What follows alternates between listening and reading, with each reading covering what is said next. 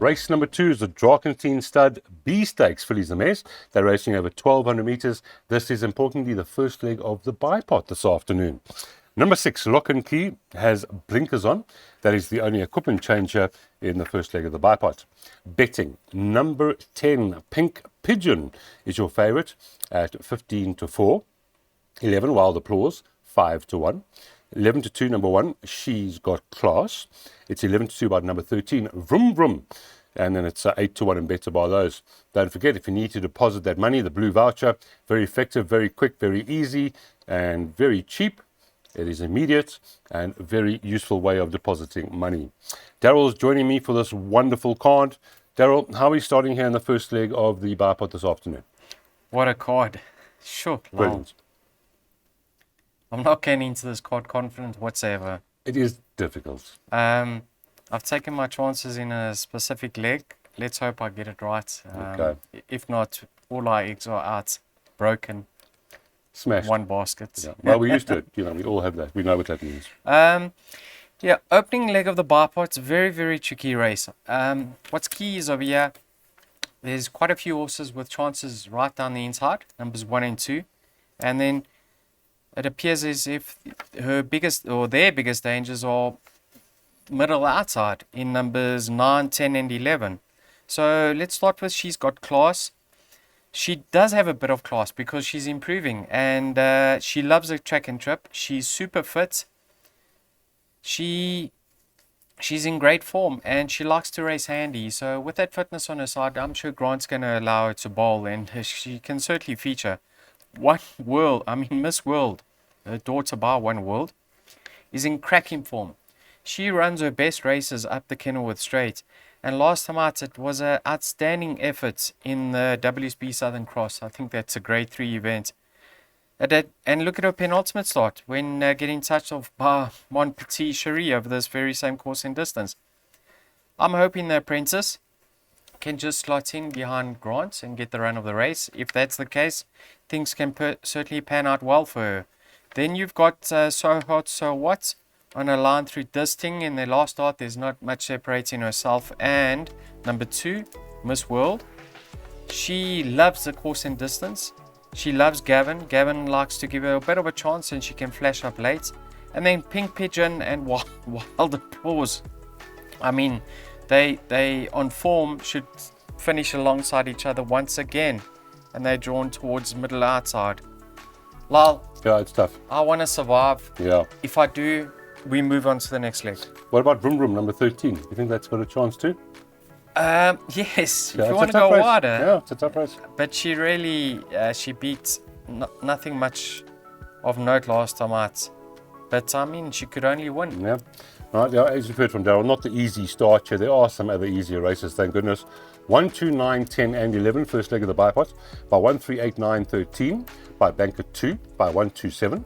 By 1 and 5, by 1, 5 and 13, 450 Rand to spend. And the good news about this race is plenty of value to be found. Race number 3, first leg of the PA is a class 4. They're racing over the 1,200 meters. A few changes to give you. Number 6, Street Outlaw, blinkers are on. Another horse with blinkers on, number 14, Elsinore, blinkers on. And you can scratch the reserve runners 16, 17, and 18. Very open, better market share with Loving Prague 6 to 1, 13 to 2, the 1 Spirit, 13 to 2, 3 Mauritius Kestrel, 13 to 2, the 9 Azuri. I could go through them all. It's very open. Don't forget, if you do want to deposit funds, use the blue voucher. Efficient, quick, cheap, and easy. So if you want to get money on for that PA, use that technique. It'll be you'll enjoy it very much.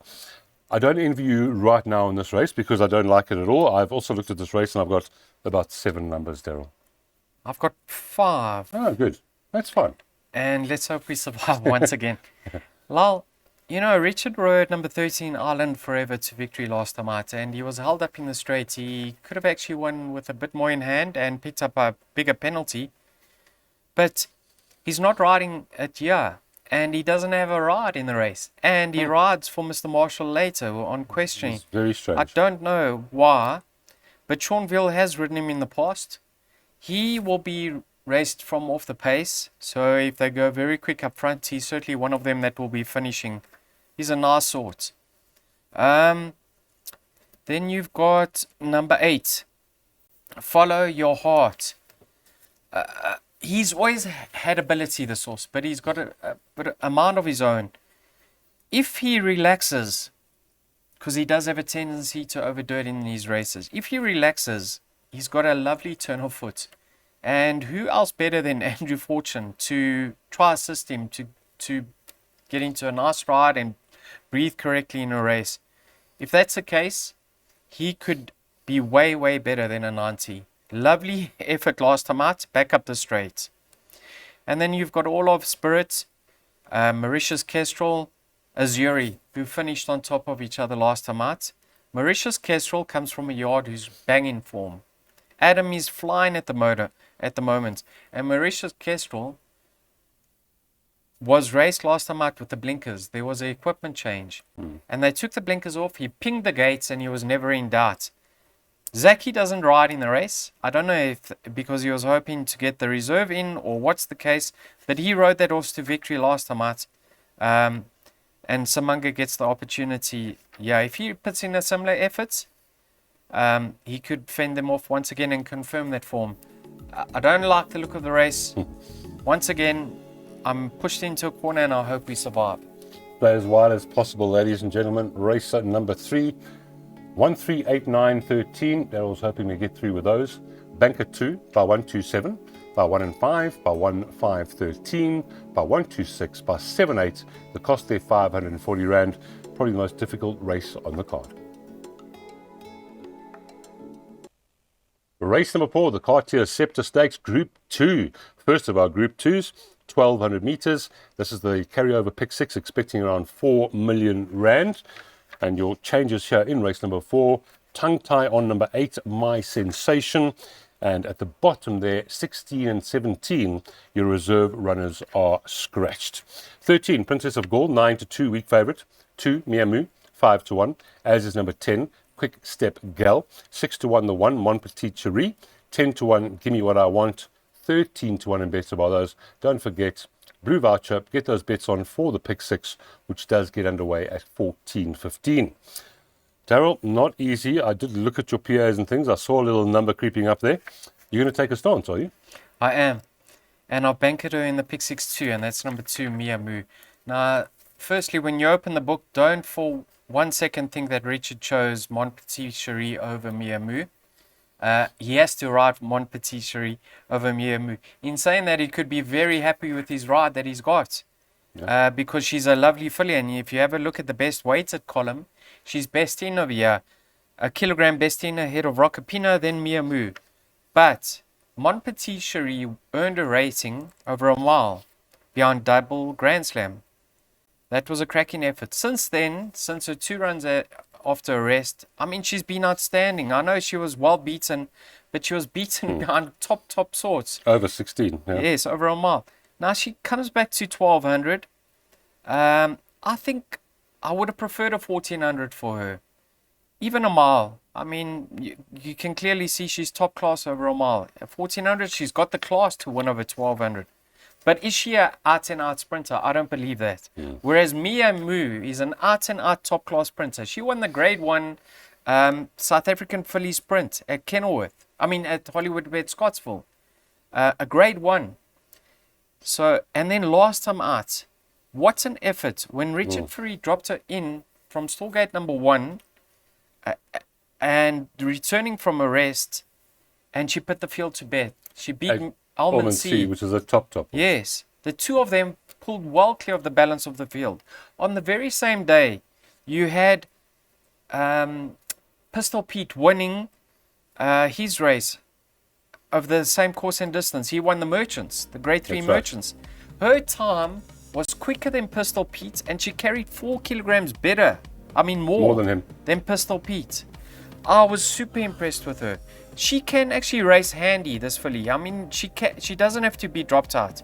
Looking at the balance of the field, if I don't bank her right, I have to include Mon Petit Cherie. Then I'm forced to include Gimme What I Want because she's better off with Mon Petit Cherie. If I include Gimme What I Want, I'm forced to include several others. The likes of Quick Step Girl, Low Felt Lily, Princess of Gaul. So my perms just become way too costly. I'm in Mia Moo's camp.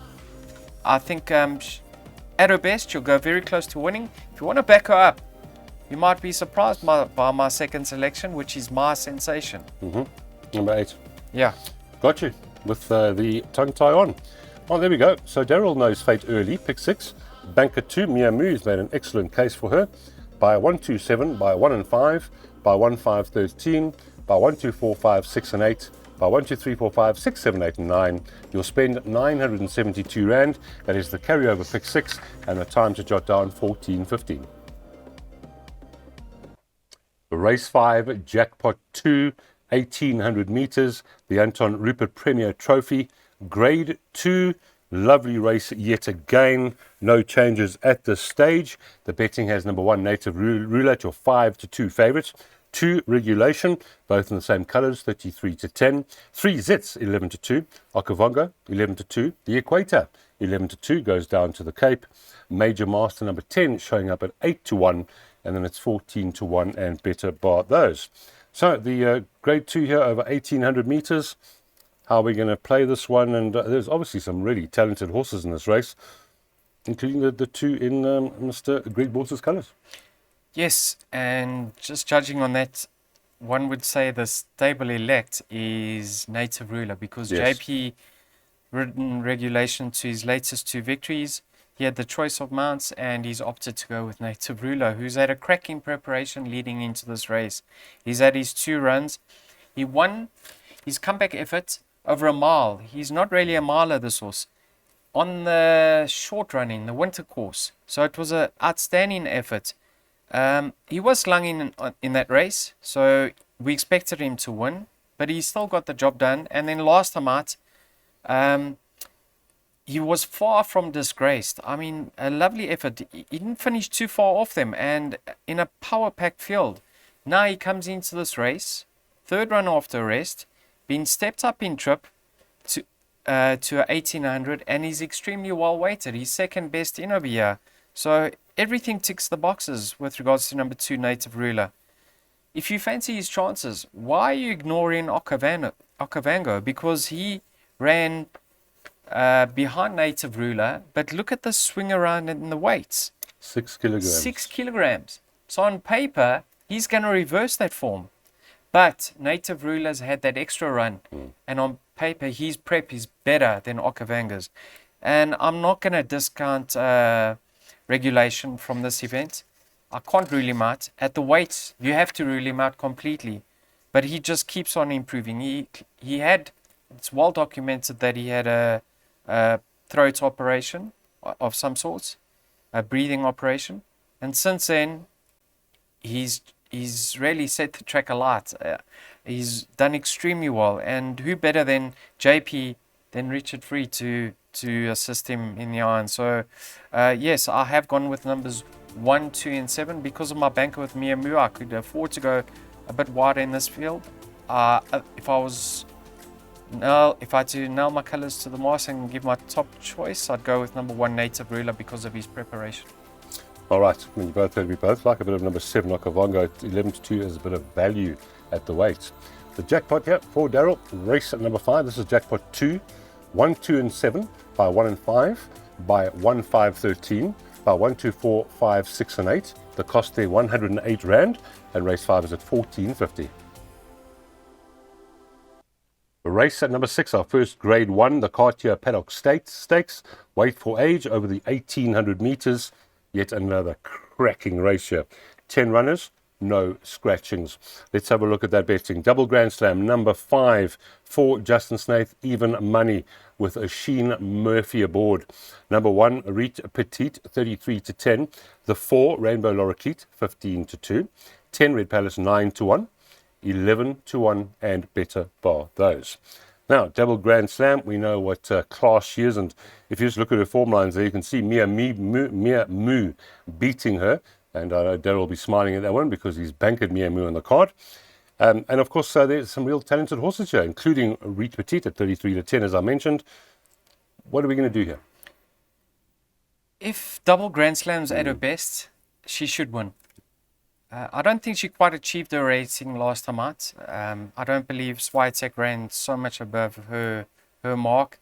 But we didn't expect her to, because she was returning from a layoff. And it was all in preparation for this race. She won it last year. She proves that she gets the 1800. I don't see a breakneck pace in this event. So if she can just relax off the pace, she's got the turn of foot to put them to bed. Who are the pacemakers? Probably Red Palace, and there was one other over here, I saw Sukhumvit. So Oisin Murphy gets a wonderful opportunity over here, because Andrew Fortune knows what this filly is about, and everyone knows what she's about. I would have preferred Andrew Fortune on. I hear you. That's my opinion. Yep. But we do have Oisin Murphy, and she at her best will win. Yep. Let's have a look at our position. I mean, Reed Petit's a younger filly. Now, what a cracking run last time out behind Quick Step Girl. The race, although the plan wasn't to go handy, the race worked out well for the winner and the runner-up, because they finished the race first and second. So obviously they got their fractions right up front.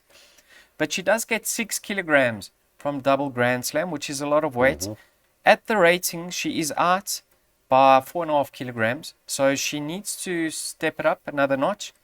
She's only here for the 5th time in her career, and she's a lovely sort. If you like her chances, I mean, you can't completely rule out Kokenhoff and Wishlist, because they weren't too far behind her, and the race wasn't run to suit either of them. And have a look, Craig Zakia, I'm sure, had the choice of rides over here. He could put up half a kilogram on Kokenhoff, and he's opted to go ride Red Palace, who's held on her later start. So I'm a little bit wary about the 3-year-olds. Double Grand Slam, the one to beat for me, but I have backed her up with Reed Petite. I make her the danger. Of the older horses, I think Rainbow Laura Keats has had the best preparation coming into this event, but she's never quite got the better of Double Grand Slam in the past, so it's hard to see her reverse the form with the two of them on numerous occasions. So 5, 1, 4 in that order for me. All right, 1 and 5 here. Pick 3 by 1, 5 and 13, 1, 2, 4, 5, 6 and 8. 36 Rand to spend here. That starts in race 6, 15.25. Race number 7 and the final chance to get a jackpot on. This is jackpot 3 starting in race 7. World Pool Cape Flying Championships, weight for age, grade 1, 1,000 meters. Again, what an excellent race we have here. There are no changes besides the 3 at the bottom. The reserves are scratched. That's 16, 17, 18. Betting, Buffalo, Storm Cody, 13 to 10. 1 Tenango, 5 to 1. The 5, Asia Pambile, 9 to 1. 2, I Am Giant, 12 to 1. Constellation, 13 to 1. It won such a good race last week. And then behind that, we're looking at 14 to 1 and better bar those. So again, I've seen your jackpots, etc. You don't think that Buffalo Storm Cody is a good thing? Well, he's in the Western Cape for the first time. Correct. So some horses like it, some don't. Exactly. Right? Yeah. Would I not back him up? Would I play the same perms if he was at Turfentine and the others were raiding? Absolutely not. He would be my out-and-out banker. Yep. Because he's in his home garden. Over here, he has to travel. I don't really know how he's travelled. Touch wood, everything's gone well. You know, he's been weighted to win his last couple of starts, yet the handicapper has been so impressed with him that he's increased his rating. I mean, last time out, he was weighted to win. He's still got another £2. He's slung in over here, and if he's at his best, he's going to win. If he's travelled well and at his best, he's going to win, because on paper he has to. Having a look at where the pace is over here. So Tenango drawn 1 doesn't have pace. I Am Giant doesn't have pace. Lucky Lad doesn't have pace. I think the pace is angled towards the middle outside in Constellation, Snow Pilot, And Buffalo Storm Cody, we've seen him in the past. He doesn't have to tear off to the front. Yep. He can sit just off them, and he might get this race run perfectly to suit. If Gavin can just get him to relax off the speed and not cut throats up front, we're going to see the best of him. So I hope he gets it right. You know, we're from the Harveld, and we tend to be biased. And yes, he is my number one selection. He has bumped Tenango in the past. Tenango, I don't think, is a gravel sort. Neither is Buffalo Storm Cody. But there isn't much separating them on paper. Tenango has drawn 13 out of 14 on that occasion. He's had a wonderful prep coming into this race. So I've got a lot of respect for Tenango. He's a lovely, lovely individual. I'm just worried how the race is going to pan out because he needs cover and he's going to be given a chance. And I think the horses on the outside are going to get away from him. And then if you have a look, there's not much separating Tenango and I Am Giant. And Sean Veal has said, no, I'm in Nasia Pimbile's camp this time around. Yep. And she's top class on her day. Lovely preparation. Not badly in at the weights. She's there as further backup. But yes, in order 13-1-5. Question for you quickly. Constellation. Do you give him a chance at all? Sure. At the ratings, not, eh? It's because I think he's good, but maybe not this level yet. Well, we'll soon find out. Mr. De Kock clearly thinks he is. They do. They think he's a very good horse. So I might be wrong. We can only tip what we see. Yeah. Right, let's have a look here. The third jackpot here for Daryl. 1, 5, 13, by 1, 2, 4, 5, 6, and 8, by 1, 2, 3, 4, 5, 6, 7, 8, and 9. Leg 4, 1, 2, 6, and 16. 648 Rand. It's a jackpot full of fantastic races. And now the big one, race number 8, the Lumerans King's Plate, Grade 1, 1,600 meters, no changes. Let's get straight into that betting. Number 2, Jan van Goyen, 2-1 favorite. Jan running on Saturday and Trust running on Sunday. Number 7, 8 and 18, 5-1. The 6th, the Real Prince, 6-1. See it again, number 10, 7-1. How are these names? Number 1, Dave the King, 12-1. 5, Sail the Seas, 12-1. Garrick's 12-1. Gladiatorian, 15-1, etc., etc. Daryl, I'm handing it over to you. What a race indeed. Sure. Yeah. Exactly. Everyone's going to be tuned in. Yes. Let's see. What's the time? 4:45. Yes. Well, Jan van Goyen's our boy. He's a champ. If that win of his was his second run in the Cape, not one on the Harveld and Cape as it stands, but his second run in the Cape, say this is his third run in the Cape, I'd be heavily in his corner. But second run in the Cape, I've seen blow up in the past, and it's happened to really good horses. Malmoos comes to mind. Really top class horses sometimes run flat in their second run in the Cape. I hope that's not the case. Last time out, when he won the Hollywood Bets Cape Guineas, going through the 300, one would never have guessed what was about to come. It didn't look like he was cantering. No. But what he did to the field in the latter stages was eye-popping. And he won on the exact same day as what Dave the King won the Ridgemont Greenpoint Stakes. And his time was quicker. Yet, Dave the King and Snow Pilot were cutting throats up front. Yeah.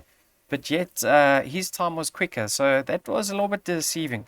Jan van Goyen this time around. Last time out, things didn't go well for him early in the stages. He caught a bit of interference. Whereas this time out, around, Dave the King on his inside, who's got natural gate speed. Pull him into a nice spot. He's going to spot. ping the gates and he's going to be in a perfect position. So a lot is in his favor. But just that second run in the Western Cape is a concern. Dave the King, himself and Snow Pilot were cutting throats. Yeah. And he skipped clear and he had to get tired. I know it was a bunched finish, but I think he can really confirm that form with those horses behind him. He himself on his day, we know him as the best miler in the country. We do. Yeah. So he's another one that's having his second run in the Western Cape. I've got a lot of respect for him. Sail the Seas probably on papers had the best preparation. Third run coming into the Romeron's King's Plate. Then you got the real Prince. I mean, one has to think it, although he was far from disgraced, a little bit flat. If he's at his best, Yeah.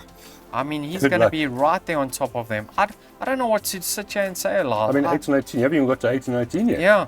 It's a tough race. I mean, what I can say is legal counsel probably appears to be the pacemaker in the race. And if he goes and Dave the King sits up second and relaxes, I can see him winning. I mean, I'm not rushing out to have a bet in this race. A little bit of an exacta box. I've thrown in some roughies over there as an interest, but sure, let's just enjoy. Are you not putting 18, 18 in that little exacta box? I would. Okay. I would. I could, then I have to put see again, I know, see it again, I know. fire attack. You're right. I mean, you got to go with your numbers. Yeah. You got to take a chance. All right, exacta box here. 1, 2, 4, 5, 6, and 8.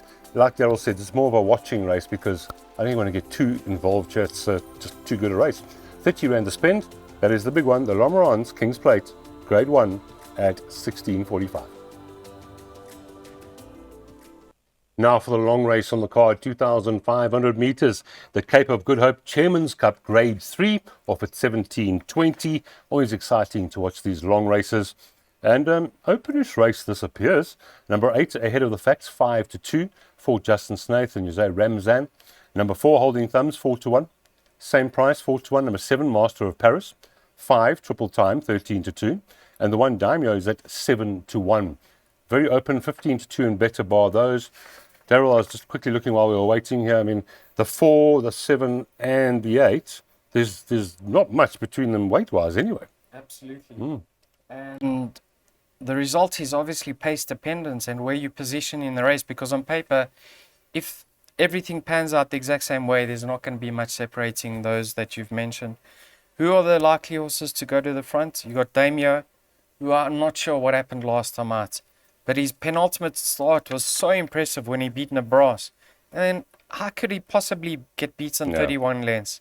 If he's back to his best, we can see Andrew Fortune controlling it up front, getting it right, and I can't rule him out. I put him in my perms.